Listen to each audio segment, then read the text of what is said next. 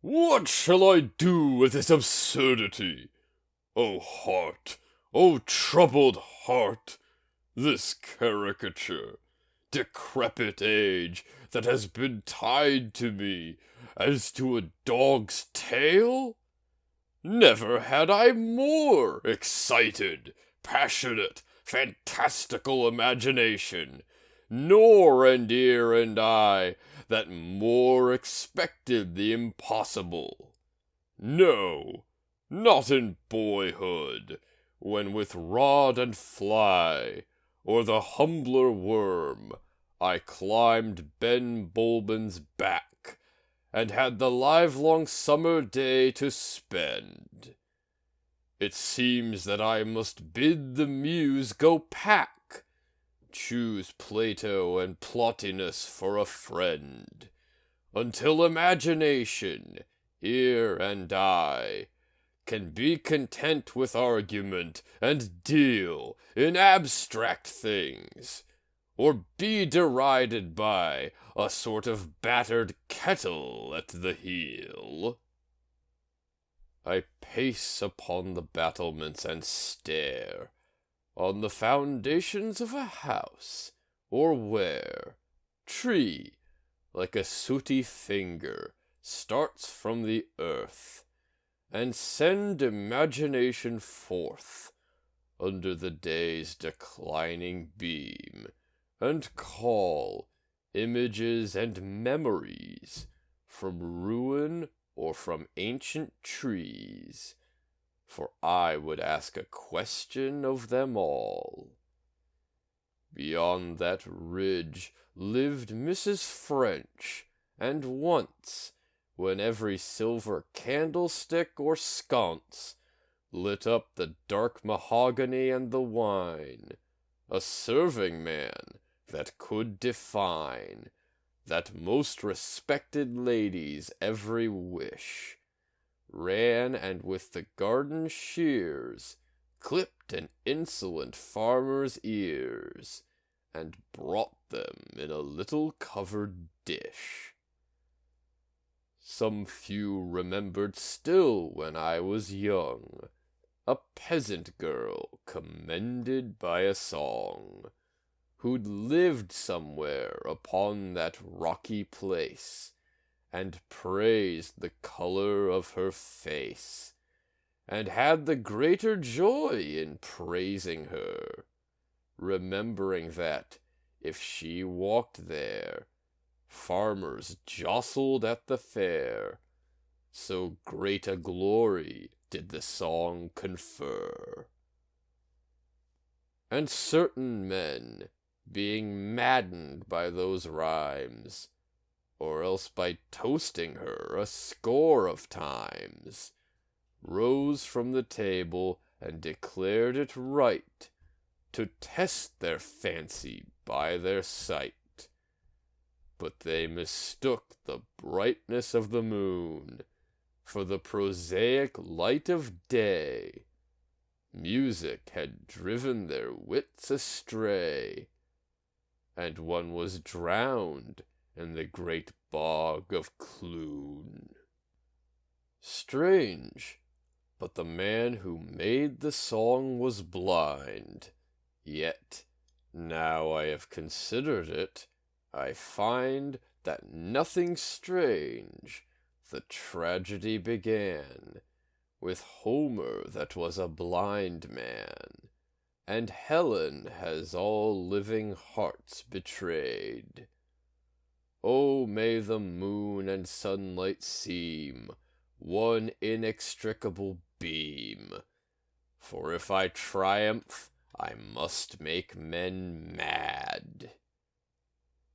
And I myself created Hanrahan, and drove him drunk or sober through the dawn, from somewhere in the neighboring cottages, caught by an old man's juggleries, he stumbled, tumbled, fumbled to and fro, and had but broken knees for hire, and horrible splendor of desire, I thought it all out 20 years ago. Good fellows shuffled cards in an old bawn, and when that ancient ruffian's turn was on, he so bewitched the cards under his thumb, that all but the one card became a pack of hounds and not a pack of cards, and that he changed into a hare. Hanrahan rose in frenzy there, and followed up those baying creatures towards... towards I have forgotten what! Enough! I must recall that a man that neither love, nor music, nor an enemy's clipped ear, could, he was so harried, cheer, a figure that has grown so fabulous, there's not a neighbor left to say, when he finished his dog's day, an ancient bankrupt master of this house.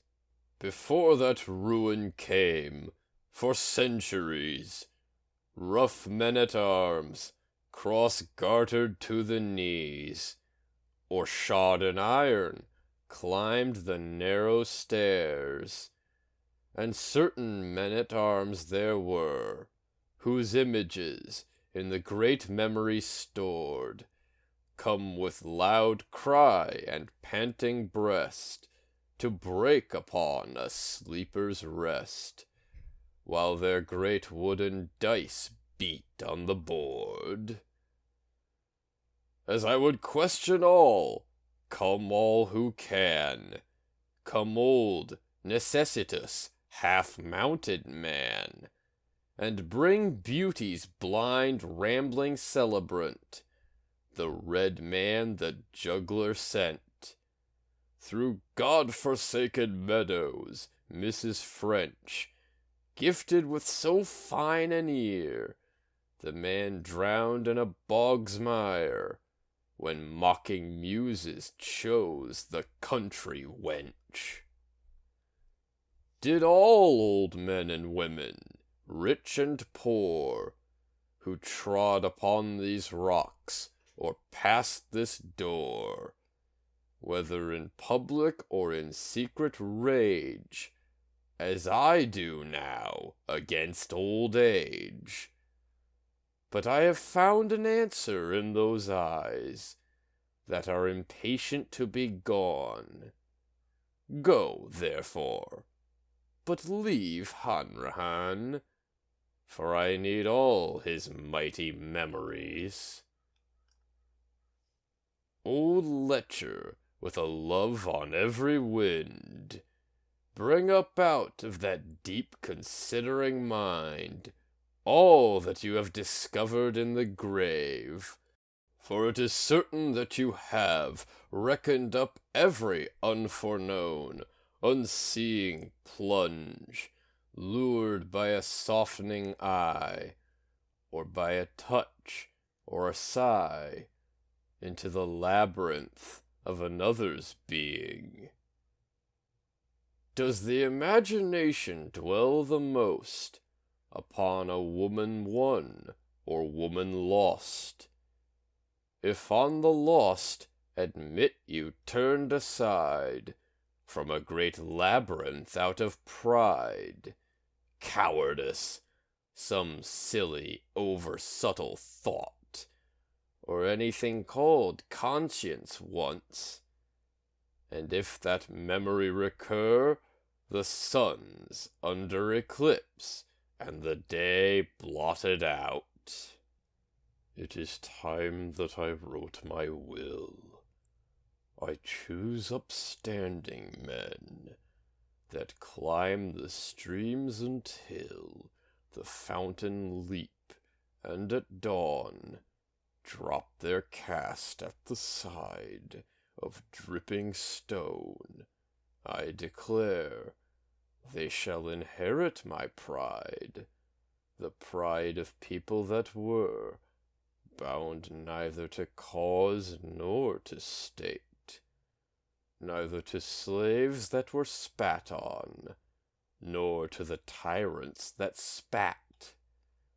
The people of Burke and of Grattan, that gave, though free to refuse, pride, like that of the morn, when the headlong light is loose, or that of the fabulous horn, or that of the sudden shower, when all streams are dry, or that of the hour, when the swan must fix his eye upon a fading gleam, float out upon a long last reach of glittering stream, and there sing his last song.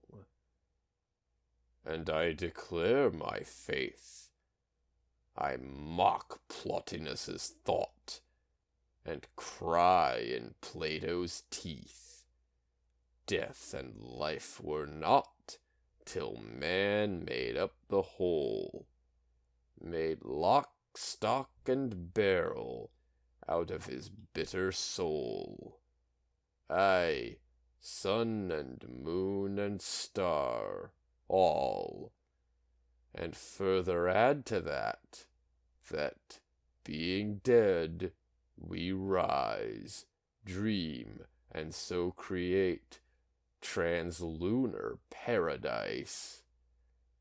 I have prepared my peace with learned Italian things, and the proud stones of Greece, poets' imaginings, and memories of love, memories of the words of women, all those things whereof man makes a superhuman, mirror-resembling dream. As at the loophole there, the daws chatter and scream, and drop twigs layer upon layer.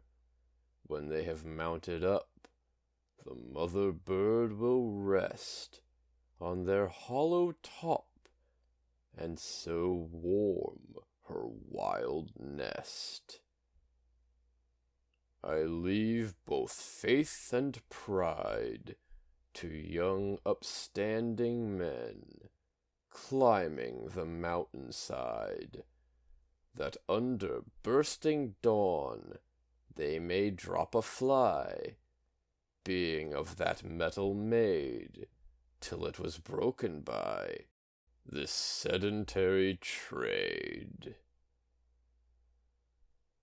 Now shall I make my soul, compelling it to study in a learned school, till the wreck of body, slow decay of blood, testy delirium, or dull decrepitude, or what worse evil come, the death of friends, or death of every brilliant eye, that has made a catch in the breath seem but the clouds of the sky, when the horizon fades, or a bird's sleepy cry among the deepening shades.